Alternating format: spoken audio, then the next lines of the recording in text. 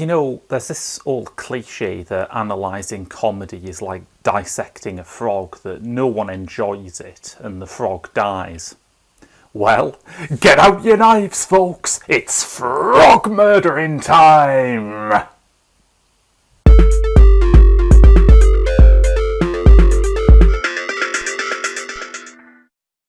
So recently, Peter Hitchens said something ridiculous in his Mail on Sunday column, which I wouldn't normally make a video about because, you know, dog bites, man. But this one's interesting. It was his thoughts about the death of Stalin, and he responded to Peter Bradshaw, the film critic of The Guardian, with a letter to The Guardian, which I will now read out in the voice of Lady Bracknell, because it amuses me. Peter Bradshaw says the new film The Death of Stalin is not knockabout comedy, but a satire. Oh, what exactly is it satirising? As far as I know, this is the first time a mass-market film has dealt with this event. We may be saturated with serious drama and documentary material on the Nazis and the end of Hitler, but the equivalent evils of the Stalin nightmare have not received anything like the same treatment. For most who see the film, it will be the first time they have ever heard of these strange events. And what do they see? An intensely serious moment in human history, played for laughs, with extra lavatory humour and plentiful use of the failed comedian's standby, the F-word. We are so free and safe that we can hardly begin to imagine a despot so wholly terrifying that his subordinates are even afraid of his corpse. This trivial and inaccurate squib does not help us to do so. Perhaps it is the comedians who need to be satirised by some fitting seriousness about a serious subject. I mean, there's so much going on there, isn't it? And all of it's bizarre. One of the strange things about Hitchens' article is that he seemed to think that the death of Stalin was primarily offensive because it was about the death of Stalin. And he said, you know, there'll never be a big budget comedy made of the death of Hitler because liberals don't want you to like Hitler, which you would if you were laughing at his death. In any case, people have made comedy about the death of Hitler before.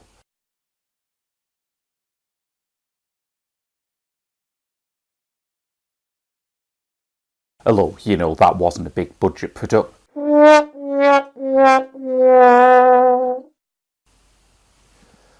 Yeah, but that's Tarantino, it's not straight comp.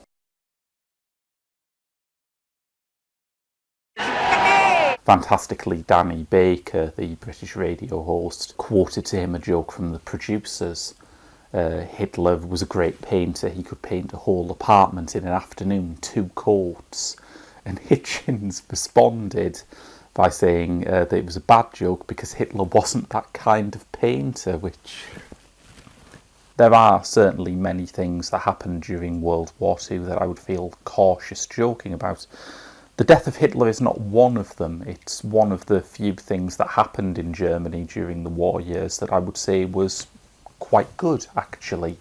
There were parties in the street when it happened. In terms of comedy treatments of the incident, well, I suppose we could point to how the wartime generation themselves saw the possibility that everyone from Captain America to George Formby got their whacks in at Hitler.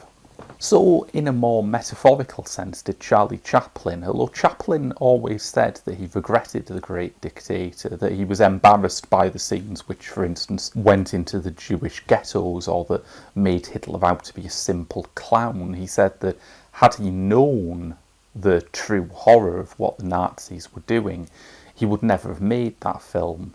But over the course of the years after the war, quite a lot of people did make movies similar to that. The most fascinating of them, and the one that comes the closest towards something we still recognise as a taboo, is a film by the Slovak director Juraj Herz called The Cremator. The Cremator is as dark a satire as you can get. It's almost not funny at all, but it is still very clearly satirical. It follows the adventures of Kopfkinkel, a dull provincial man, obsessed with his attitude that the world is orderly and rational, and everything he does in his business is about kindness and respect.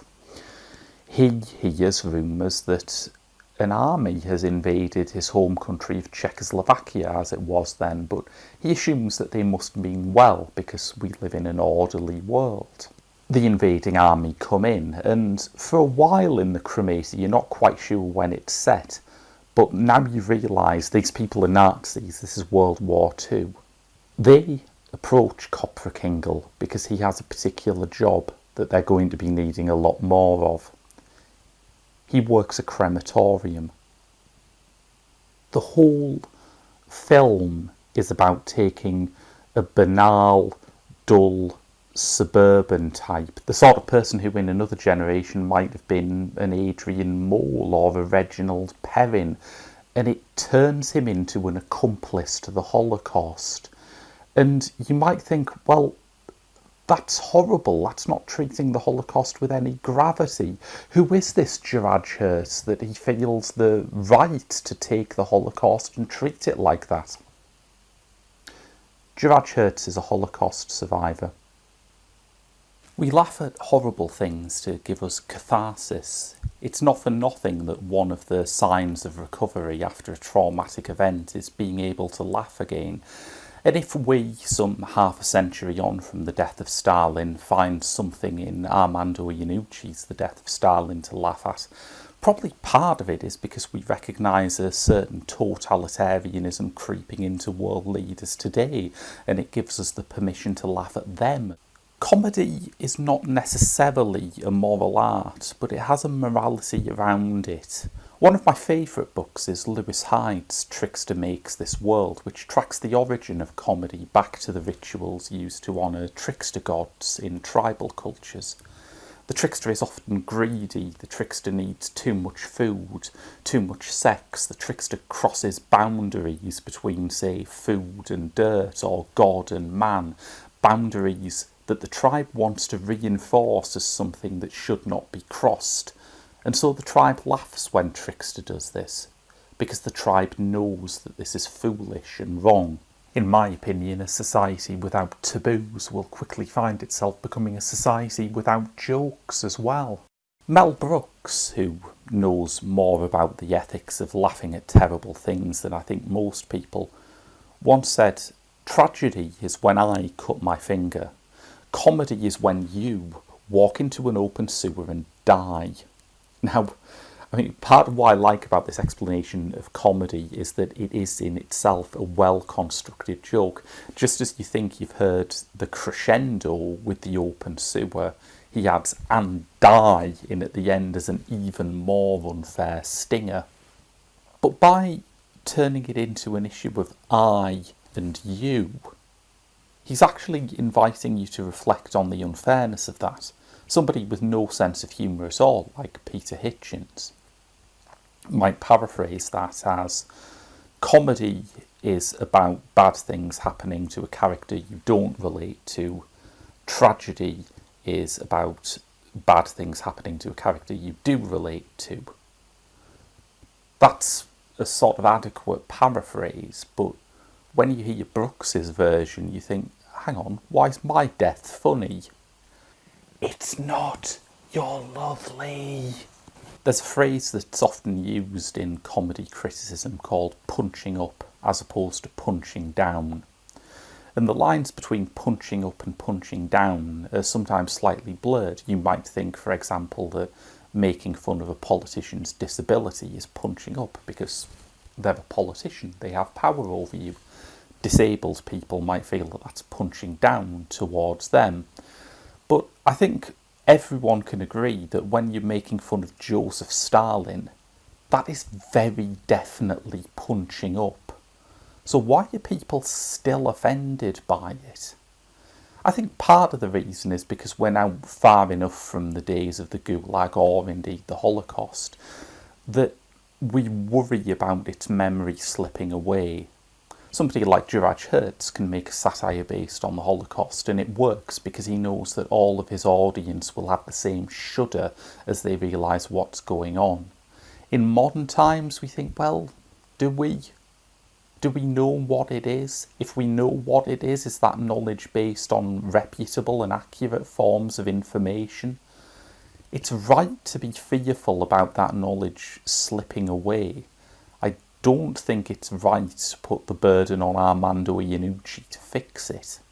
In any case, there was never really a consensus about the idea of making the Nazis into figures of fun.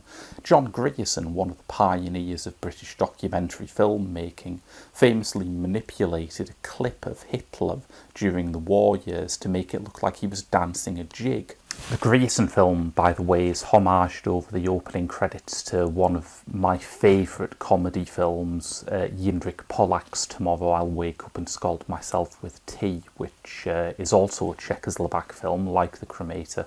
Unlike The Cremator, it is not available on UK DVD yet, though one day.